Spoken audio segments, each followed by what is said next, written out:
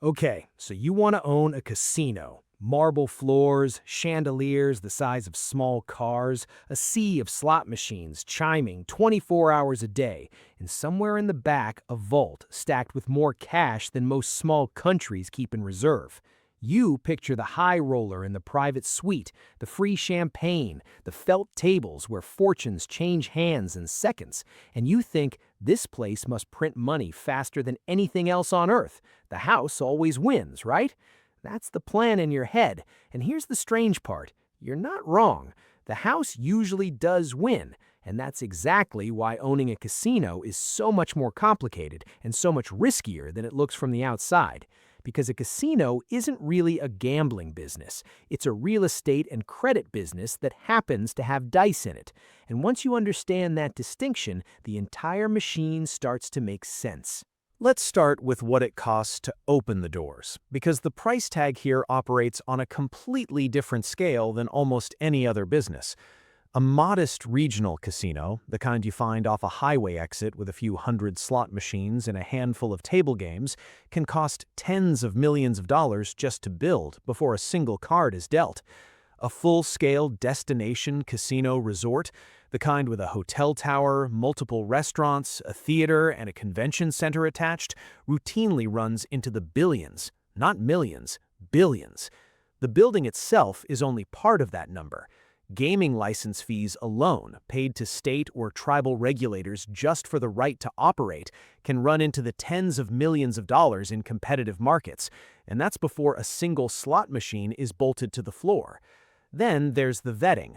Regulators don't just check your bank balance, they investigate your entire ownership structure, your business partners, your source of funds, sometimes going back decades. Because a casino handling that much cash is one of the most heavily scrutinized businesses in the world. Miss a disclosure, and the whole license application can collapse regardless of how much capital you have sitting in the bank.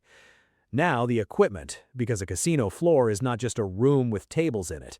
A single slot machine costs anywhere from $10,000 to $25,000, and a real casino floor needs hundreds, sometimes thousands of them. Table games need custom-built felt layouts, security cameras built into the ceiling above every single one, chipsets manufactured with anti-counterfeiting technology, and card shufflers that can run several $1,000s per table. Then there's the surveillance system, which is not optional and not small. Regulators typically require coverage of every square inch of the gaming floor, recorded and stored for weeks or months at a time, which means a sophisticated camera and monitoring infrastructure that can cost millions on its own. Add the cash handling infrastructure, count rooms, armored transport, biometric access controls, and a security staff working around the clock, and you start to understand why the entry cost for this industry makes a hotel or a shopping mall look almost affordable by comparison. Here's where the naive mental model starts to break apart, though, because the expensive part isn't really any of that. The expensive part is the credit. A huge share of casino revenue, especially at the high end, doesn't come from cash sitting in someone's pocket. It comes from markers. Essentially, IOUs the casino extends to trusted players so they can keep gambling without physically carrying stacks of cash around. A single high-value player can be extended credit lines worth hundreds of thousands, sometimes millions of dollars in a single visit. That credit has to be underwritten, tracked, and eventually collected. And the casino is effectively acting as an unlicensed bank for its best customers. If a big player loses and simply doesn't pay, the casino can spend years and significant legal expense trying to collect a debt that was extended on nothing more than a signature and a reputation. This is money at risk that never shows up in a construction budget, and it's one of the biggest hidden liabilities in the entire business. So far, so good. Now let's talk about how a casino actually makes its money in mechanical terms, because this is where the psychology and the math become the exact same thing. Every game on the floor has what's called a house edge, a small statistical advantage baked into the rules that guarantees the casino wins slightly more often than it loses over a large enough number of bets. On slot machines, that edge might sit somewhere between 5 and 15% of every dollar wagered, meaning that over millions of spins, a predictable slice of the money fed into those machines simply stays with the house. On table games like blackjack or craps, the edge is much thinner, sometimes under 2%, but it's still enough that across thousands of hands a night, across hundreds of tables, the math resolves itself in the casino's favor with almost mathematical certainty. Here's the part that surprises people. The casino doesn't need to win every hand. It doesn't even need to win most hands. It just needs enough volume running through the building, night after night, for the tiny percentage edge to compound into real money. A casino floor isn't really selling entertainment. It's running a very large, very slow, very reliable statistical experiment, and the house has rigged the sample size in its own favor. Now picture the coin flip version of a casino customer. Because just like the gym membership, there are two completely different futures for every person who walks through the door. In one future, a gambler sits down, plays cautiously, manages their bankroll carefully, and walks away after losing a small, controlled amount. In the other future, a gambler chases a loss, keeps playing past the point they intended to stop, and loses considerably more than they came in with. Which of these two customers is more valuable to the casino? It's the second one. And this is the single most important idea in the entire business. The casino's entire physical and psychological design exists to nudge as many people as possible toward that second outcome, without ever appearing to force anyone's hand. This is why the design of a casino floor is never accidental. There are no clocks visible anywhere on the gaming floor, and there are rarely windows either, because a casino wants you to lose track of how much time has passed. The carpets are often busy, almost disorienting patterns, deliberately designed so your eyes don't want to linger on the floor and you keep looking up and around instead. The layout of the machines and tables is frequently maze-like on purpose, encouraging you to wander past dozens of games on your way to wherever you are actually trying to go, in exactly the same way a mall spaces its anchor stores apart to maximize the storefronts you pass along the way. Free drinks are handed out generously to players actively gambling, not out of hospitality, but because a slightly impaired gambler makes decisions a sober one wouldn't. Music, lighting, and even the sound design of the slot machines themselves, the celebratory chimes that play even on partial payouts smaller than the original bet, are engineered to create the sensation of winning far more often than an actual net win occurs. None of this is decoration. It's all aimed at the same target, extending the length of time a customer stays on the floor, because time on the floor is the single variable that most reliably converts into house revenue.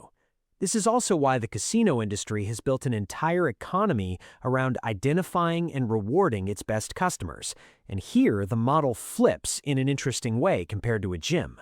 Remember, the ideal gym member is the one who pays and never shows up. The ideal casino customer is almost the opposite. It's the one who shows up constantly and plays at extremely high volume, because unlike a gym membership, a casino doesn't make money from someone who doesn't gamble. It makes money from turnover, from the sheer number of hands played and dollars wagered, win or lose, hour after hour. This is why casinos built the entire concept of comps, free rooms, free meals, free flights sometimes, for their highest value players, because the cost of giving away a hotel suite worth a few $100s a night is trivial compared to a player who might wager hundreds of thousands of dollars over a single weekend. The casino isn't giving anything away for free. It's spending a small, calculated amount to keep a whale playing for as long as possible, because the house edge only compounds into serious money the longer the player stays at the table. And this is where the volatility of the business becomes impossible to ignore, because whales cut both ways. A single high-stakes player on an exceptionally lucky streak can walk away with a win large enough to meaningfully dent a casino's monthly or even quarterly earnings. This isn't a hypothetical risk. It's happened publicly at some of the biggest casinos in the world, where a single individual's winning streak at baccarat or blackjack was large enough to be disclosed in a public company's earnings report as a factor dragging down profit for that period. The house edge guarantees the casino wins over a large enough sample of bets, but any single night or any single high-rolling guest can sit far outside that average. A casino with a packed floor and long lines at every table can still post a losing quarter if the wrong customer got unusually lucky at the wrong table. The visible crowd tells you nothing about whether that particular month's math worked out in the house's favor. Now let's talk about the operating costs that run underneath all of this, because a casino floor never sleeps, and neither do its expenses.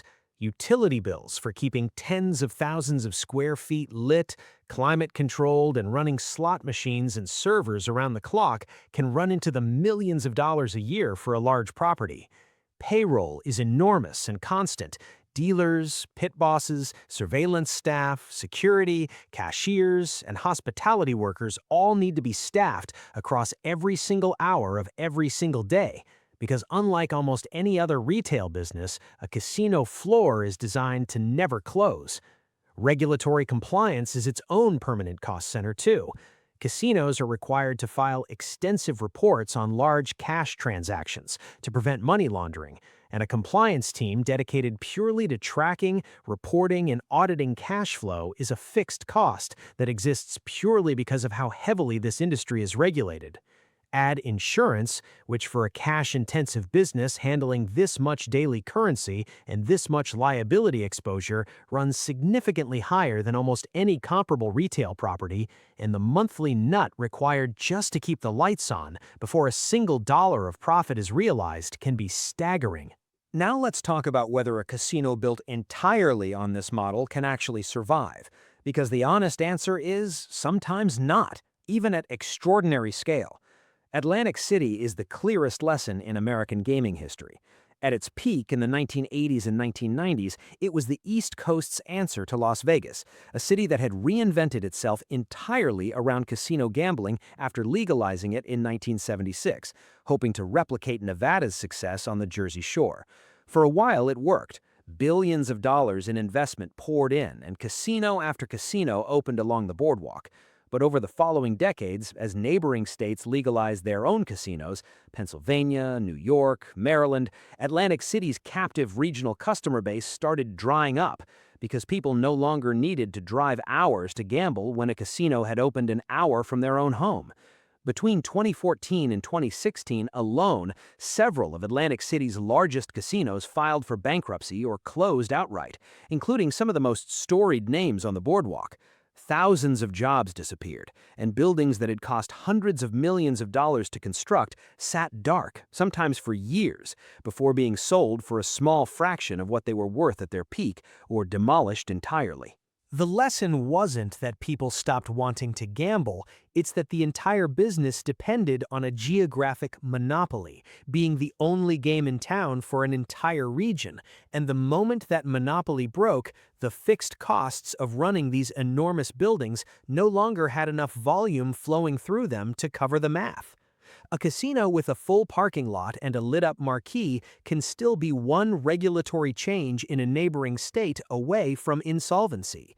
Because of exactly this kind of volatility, serious casino operators don't rely purely on the gaming floor the way a first-time buyer might assume. This is where a second and third revenue stream become essential, and they're often more stable than gambling itself. Hotel rooms, restaurants, retail, entertainment venues, and convention space have become massive contributors to total revenue at modern destination casinos, sometimes making up close to half of total income at the biggest resorts. A concert venue or a headline residency show can sell out night after night, regardless of how the tables performed that week. A high-end restaurant with a name-brand chef attached generates revenue that has nothing to do with anyone rolling dice. Convention and conference business books rooms and event space months or years in advance, providing a predictable, contracted revenue base that smooths out the week-to-week swings of the gaming floor. This is exactly why the biggest and most resilient properties in Las Vegas increasingly describe themselves as entertainment resorts rather than casinos, because relying purely on gambling revenue in a market with real competition is now considered the riskier, more old-fashioned model. Here's something that puzzles people looking purely at gaming margins, though. If the volatility and regulatory burden are this intense, why do some of the largest hospitality and investment companies in the world keep pouring capital into building bigger and more expensive casino resorts? Part of the answer is the same one that applies to owning a ranch or a shopping mall. Land and licenses in this industry are scarce by design. Most jurisdictions cap the number of gaming licenses available, sometimes to a handful of operators for an entire state or region, which means owning one of those licenses is closer to owning a piece of a government-protected monopoly than owning an ordinary retail business. That scarcity alone makes an existing license extraordinarily valuable, sometimes worth far more on paper than the physical casino building sitting on top of it. Part of the answer is also the sheer scale of ancillary spending a destination resort captures. A guest who comes to gamble also eats at the restaurants, stays in the hotel rooms, shops in the retail corridors, and attends the shows, all of which the operator owns, meaning a single visitor's spending gets captured across 5 or 6 different revenue lines simultaneously instead of just one. And part of the answer is genuinely the brand and real estate value of these properties. An iconic casino resort on a world-famous strip is, in the same way a trophy ranch or a landmark building is, an asset that appreciates over time almost independent of how any single quarter's gaming revenue performed, because owning one of a handful of legally protected, world-recognized properties on that stretch of land is its own form of scarcity-driven wealth. Now let's put this all together and look at what actually happens over the course of a real year, because this is where the two very different versions of this business reveal themselves most clearly. In the optimistic scenario, you're operating in a market with limited competition, or you've built a genuine destination property with strong non-gaming revenue from hotels, restaurants, and entertainment. Your high-value players are having an ordinary, statistically expected run of luck, meaning the house edge is playing out roughly as designed across your table games and slot floor.